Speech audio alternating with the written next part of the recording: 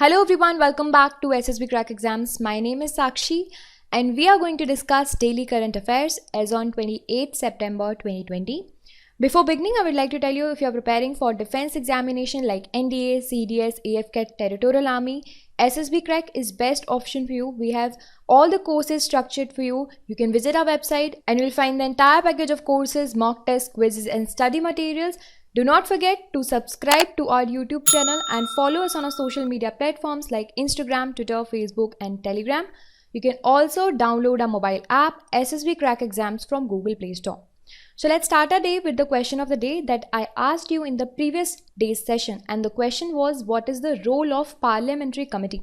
What is the role of parliamentary committee, right? So these are the committee which are established to study and deal with the various matters that cannot be directly handled by legislature due to the volume and complexity. See, when a bill is passed in the legislature, how it is passed?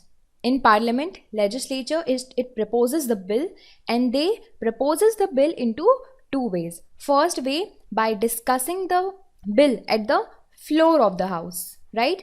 And the second way is by referring it to the parliamentary committee. And these committee, then they deal with the various matters that cannot be directly handled by the legislature. So in Indian Constitution, it mentions that there are two kinds of parliamentary committee. First kind is standing committee and the second kind is ad hoc committees. Standing committees, these are the committees, they are elected or you can say appointed every year or periodically, and their work goes on more or less on the continuous basis. But when we talk about ad hoc committees, these are appointed or elected on the ad hoc basis, which means they cease to exist as soon as the task which is assigned to them is completed. So any matter related to these committees, it is dealt with Article 118 of the Indian Constitution. It is in Article 118 of the Indian Constitution, and these committees are appointed or elected by the House or they are nominated by Speaker or Chairman. In case of Lok Sabha, it is Speaker, and in case of Rajya Sabha, it is Chairman, right? And they work under the direction of Speaker and Chairman only.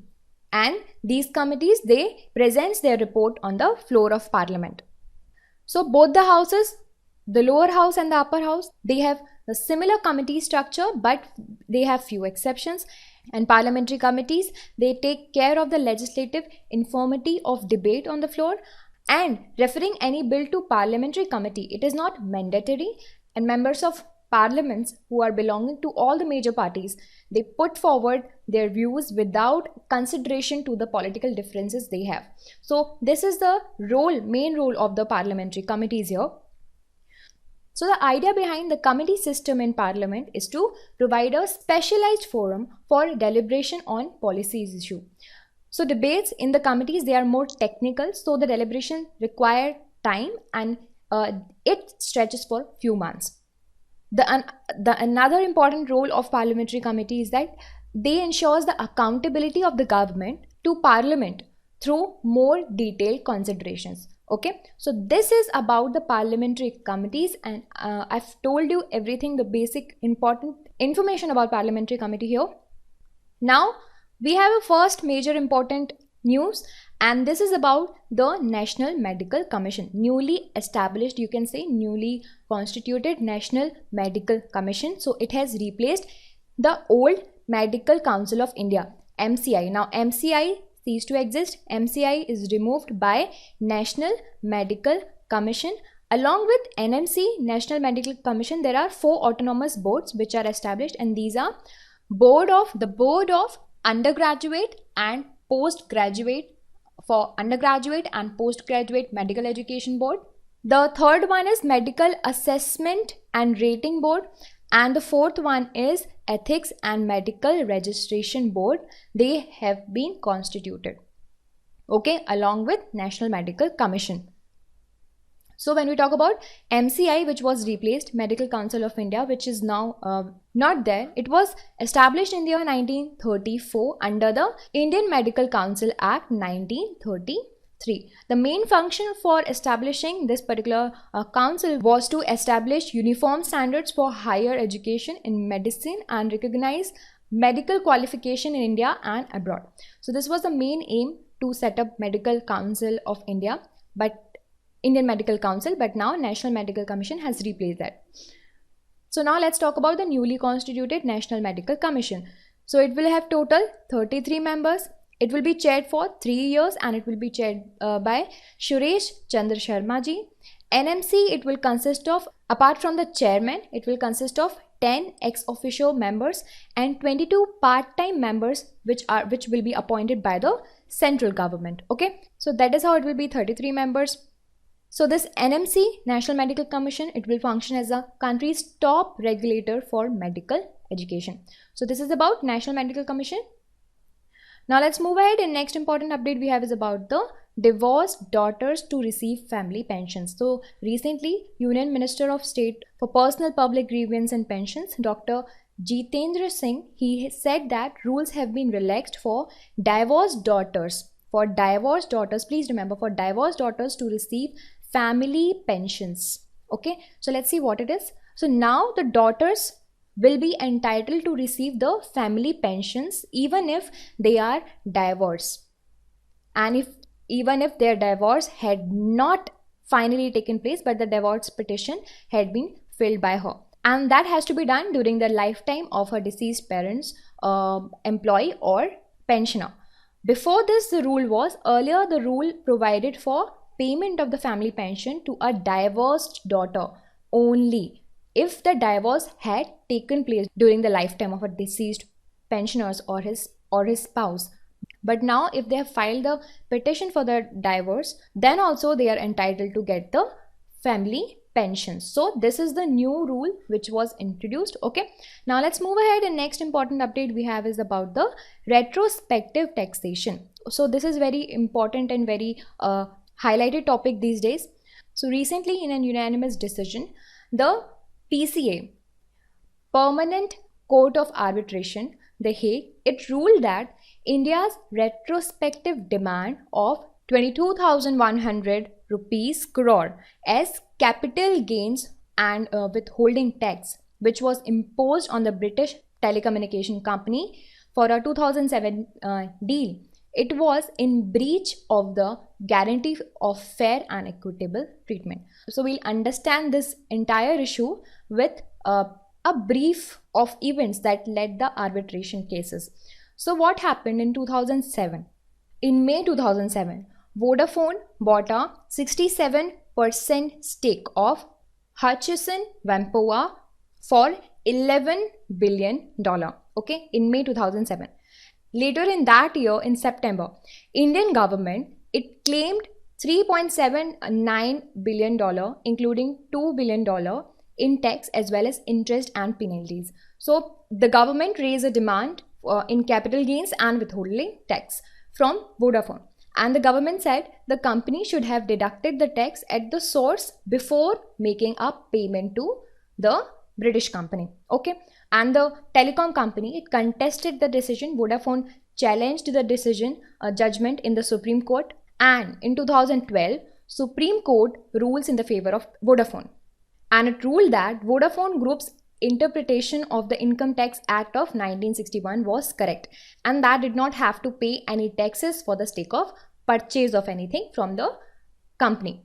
But later in the same year, government changed the rules, and the government circumvented the Supreme Court's ruling by proposing an amendment to the Finance Act and thereby giving the Income Tax Department the power to retrospectively tax such deals. Now, under the new amendment, Income Tax Department can take the retrospective taxes. And since then, the case became famous for the retrospective taxation case. So later in the year 2014, then Vodafone initiated the arbitration proceedings against India at the Hague, and that is how it went to there. So this is the list of events. Okay, now let's understand what is retrospective taxation, which is important for your exam. So retrospective taxation, it is a taxation which allows a country to pass a rule on taxing certain products, items or services, and deal and charge companies from time behind the date on which the law is passed. I hope you understood that. When the company passes a rule which charges the company from the time behind the date on which the law is passed. So country use these tools to correct any anomalies in their taxation policies that have in past allowed companies to take advantage of such loopholes. And while governments often use a retrospective amendment to the taxation laws to clarify the existing laws, but it ends up hurting the companies that had knowingly or unknowingly interpreted the tax rules differently. So this is the confusion that happens with the retrospective taxation. I hope this got this issue. Okay. Now let's move ahead, and we are going to discuss about the days. So 27 September this year, it was celebrated as World Rivers Day. I said this year because World Rivers Day is celebrated on the last Sunday of September. So in 2020, it falls on 27th September. So this day, it highlights the importance of river and generates awareness and encourages the people to improve and save water rivers around the world. It is necessary to care for our waters, and this is very true. Now next, on the same day, 27 September, it is celebrated as World Tourism Day. This is very important day and this can be asked in your examination. Please remember, World Tourism Day, it is celebrated on 27 September and it is celebrated annually on this day. The purpose of the World Tourism Day is to foster awareness among the international community on the importance of tourism and its social, cultural and political and economic value. So theme for this year, World Tourism Day 2020, is tourism and rural development. Also this year, on the occasion of World Tourism Day, Shri Dharmendra Pradhan ji, he calls for switching to 100% clean fuels for prime tourists. Okay, this is a major important that was announced. So now 100% clean fuels for prime tourist countries, cities will be there, which will further help to protect our monuments and ensure a cleaner environment for the tourist. Okay, World Tourism Day, 27 September. Now next, on today, 28th September, it is celebrated as World Rabies Day. So World Rabies Day, it is observed on 28th September every year to make people aware about the prevention regarding rabies and to highlight the progress of defeating this horrifying diseases. So 28th September, World Rabies Day. Now I'll be telling you the current COVID-19 situation in India as per 27th September 2020.